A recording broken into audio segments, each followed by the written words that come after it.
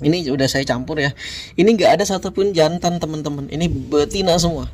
Betina semua. Saya juga bingung kok bisa betina semua gitu. Nah ini ya. Ini contoh yang udah saya. Assalamualaikum warahmatullahi wabarakatuh teman-teman semua.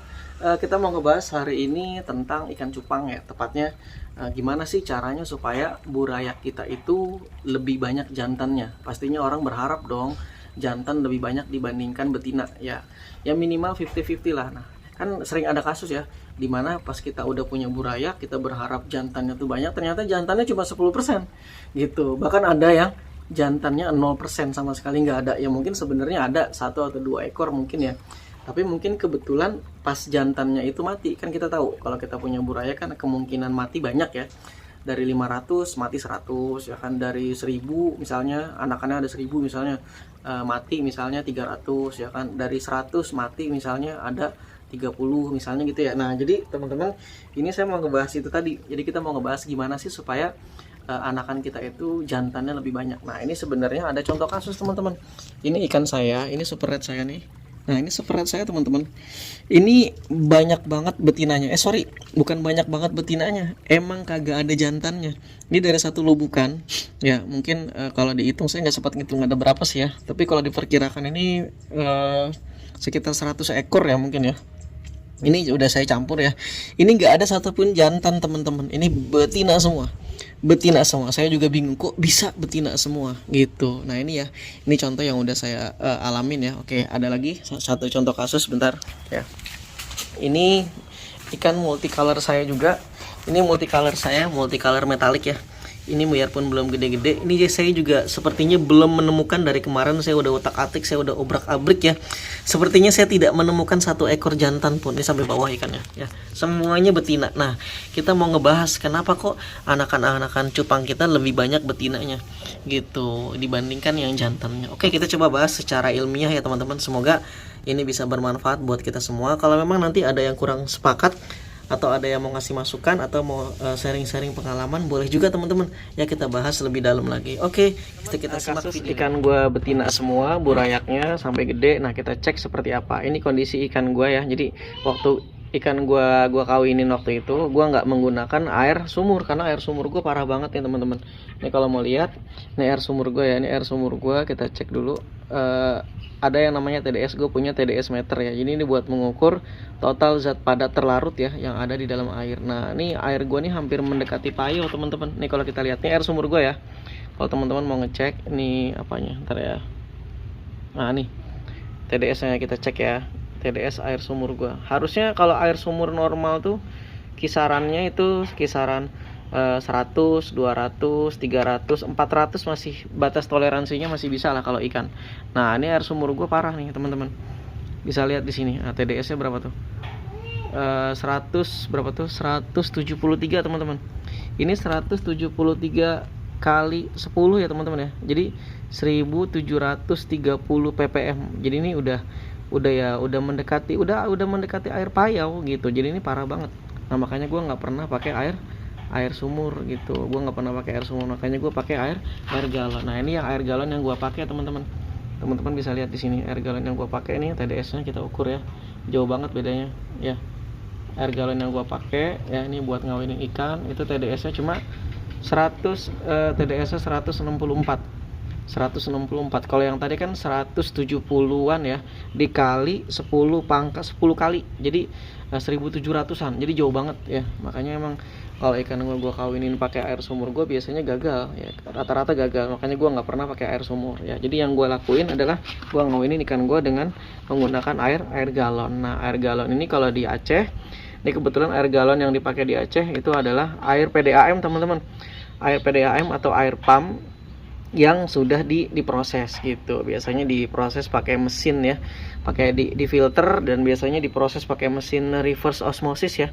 Jadi gitu. Nah ini jadi air galon yang gue punya teman-teman. Kita cek ya. Jadi ini air galon yang gue pakai teman-teman. Biasanya seperti ini kondisinya. Air galon yang gue pakai itu kondisinya seperti ini. Jadi biasanya selain gue pakai air galon, gue kasih garam dan juga gue kasih daun ketapang. Nah jadi gini penampakannya air yang dipakai buat ngawinin ikan gue. Nah gue nggak sempat ngecek sih, nggak sempat ngecek lagi. Waktu itu kondisinya yang gue kawinin untuk ikan gue ini dalam dalam kondisi yang sangat waktu musim hujan kemarin teman-teman. Waktu hujan tuh hampir setiap hari suhunya dingin banget pokoknya. Nah kita cek ya. Ini yang gua pakai itu, jadi kita ukur aja. Kalau TDS-nya sekitaran segitu, nggak jauh beda. Nah kita ukur temperaturnya aja teman-teman. Jadi sekarang temperatur ya. Jadi temperaturnya waktu itu ya. Jadi kondisi temperaturnya waktu itu segini kira-kira. Nah, kita cek dulu. Nah, ini temperatur sekarang ini lagi nggak musim hujan-hujan banget ya teman-teman, lagi kurang dingin ya. Nah ini temperatur sekarang itu sekitar, bentar ya teman-teman, kita buat temperatur dulu. Temperatur sekarang sekitar, ini perkiraan sih sekitar 26-27 suhunya ya, sekitar 26 atau 27 ya. Ini Fahrenheit, sorry bentar ya. Oke, suhu sekarang ini tadi pagi-pagi hujan ya. Enggak, sorry, tadi ini nggak hujan, kemarin hujan ya. Jadi suhunya 28. Nah waktu itu kalau nggak salah ya, suhu di musim saat itu tuh sekitar 26 ya. Gue inget banget karena lagi musim hujan ya, lagi deres-deresnya. Suhu itu sekitar 26, 27, 26, 27, bahkan sempat mendekati 25 ya. Jadi suhunya lagi dingin banget waktu itu ya. Jadi suhunya intinya waktu itu suhu sangat dingin. Nah oke, terus kita ukur pH-nya teman-teman. Nah kalau pH-nya waktu itu gimana? Jadi air yang gua pakai ya teman-teman, awalnya kan pH-nya segini ya. Kita lihat dulu. Nah ini bentar ya, kita tunggu dulu sebentar. Namanya alat yang agak murah dikit ya. Jadi kita tunggu dulu prosesnya ya, bentar ya teman-teman ya. Ini setelah gue tunggu beberapa lama teman-teman, jadi pH air galon gua 7,3 ya. Ya masih di kisaran netral lah. Nah ini udah gue tunggu beberapa saat, pH-nya masih 7,3. Oke, nah ini kan gue nggak kayak gini ya teman-teman. Jadi ketika gue mau ngawinin, gue kasih perlakuan dulu ya. Perlakuannya adalah gue biarkan, gue kasih daun ketapang ya teman-teman. Nah ini gue kasih daun ketapang ya. Gue kasih daun ketapang. Nah ini dia. Gue kasih garam ya. Kita tunggu teman-teman sebentar ya, kita skip dulu ya. Oke, sudah cukup lama kita tunggu. Nah ternyata pH-nya 6,2 teman-teman. Jadi setelah gua menggunakan ketapang, ya gua pakai ketapang sama gua kasih garam ya, ternyata pH-nya sampai 6,2 di bawah 7 ya. Jadi kalau kita simpulkan, air yang gua gunakan untuk ikan gua kawin, untuk gua breed, untuk ngebreed adalah pH-nya sekitar 6,2, terus suhunya sekitar 20 berapa tadi? 28 ya. Oke, jadi ulang ya teman-teman, tadi ada gangguan sedikit ya. Jadi pH-nya sekitar 6,2 teman-teman, dan suhunya sekitar tapi kalau ngomongin musim saat itu kemungkinan suhunya antara 26 dan 27. Jadi dingin teman-teman ya. Jadi air yang kita gunakan saat itu adalah suhunya dingin, cukup dingin ya, di bawah 30 derajat, 26-27, dan pH-nya cukup asam 6,3. Nah, hasilnya ternyata seperti ini teman-teman. Tapi kalau kita kaji secara ilmiah, apakah benar suhu dan pH itu berpengaruh gitu? Tapi kalau dari pengalaman gue sih iya gitu. Jadi dengan suhu yang seperti tadi ya, ini buktinya teman-teman, ikanku betina semua gitu ya. Oke, kita coba kaji lebih dalam lagi teman-teman tentang determinasi seks, kenapa bisa jantan, kenapa bisa betina semua, apakah benar suhu dan pH itu sangat. Oke teman-teman, ini yang pertama kita ambil dari jurnal Aquaculture Management dan Teknologi tahun 2017 ya, judulnya pengaruh pH media jadi pengaruh keasaman media, pemijahan yang berbeda terhadap persentase jantan dan betina dan kelulusan hidup. Jadi ini mengecek pengaruh pH terhadap persentase anakan, yaitu banyakan jantan apa banyakan betinanya, dan mengecek juga apakah pH itu berpengaruh kepada kelulusan hidup ikan cupang. Apakah pH itu berpengaruh, misalnya apakah pH asam itu lebih bagus buat ikan cupang atau pH basa lebih bagus buat ikan cupang. Jadi penelitiannya kira-kira ngebahas tentang itu. Nah, dari penelitian yang dilakukan ini kan menggunakan ikan cupang ya, Beta splendens ya. Oke.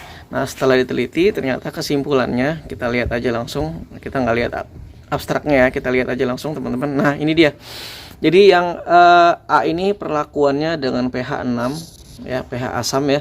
Ini pH-nya 7, ini pH-nya 8 ya. Ini saya ambil kesimpulannya aja teman-teman ya. Kalau yang mau minta jurnalnya juga boleh ya. Ini betina ini yang kayak gini ya. Ini betina ya. Ini jantan. Ini jantan yang kotak putih, betina itu yang diarsir ya. Jadi setelah dicek ternyata di pH yang ke-6 itu lebih banyak ikan betina. Jadi di pH 6 itu ikan betinanya lebih banyak teman-teman. Ini betina nih. Nah, betinanya lebih banyak. Dan di pH yang ke-8, pH basa ya. pH yang basa itu ternyata jantannya yang lebih banyak. Nah, jadi kalau dari tadi abstraknya teman-teman bisa baca di situ menyimpulkan kalau di pH yang asam itu di bawah 7 itu kemungkinan anakan yang lahir, anakan yang menetas itu adalah anakan kebanyakan betina.